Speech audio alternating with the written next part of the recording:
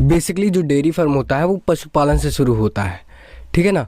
जैसे कि गाय, भैंस, बकरी, ऐसे जानवर को हम लोग पाल कर जिनके दूध को निकाल कर हम लोग उसका व्यापार करते हैं, उन्हीं को हम लोग डेयरी कहते हैं। तो डेयरी बिजनेस मॉडल होता क्या है? देखो, डेयरी बिजनेस मॉडल का मतलब ये होता है हम लोग दूध से बने हर वो प्रोडक्ट को हम लोग सेल करते हैं, जैसे कि दूध, पनीर, मट्ठा, दही, ये सभी आइटम हम लोग डेयरी के प्रोडक्ट्स को हम लोग सेल करते हैं। डेयरी बिजनेस मॉडल बेसिकली एक दुकान होती है जहाँ पे हमको दूध से रिलेटेड सभी प्रोडक्ट मिलते हैं। जो डेयरी बिजनेस का मार्केट साइज है इंडिया में, वो लगभग था 2020 में 11,357 बिलियन इंडियन रुपीस की इसकी मार्केट साइज थी। तो इस हिसाब से आप अंदाज़ा लगा सकते हैं कि इस बिजनेस में कितना हाई अपॉर्चुनिटी है।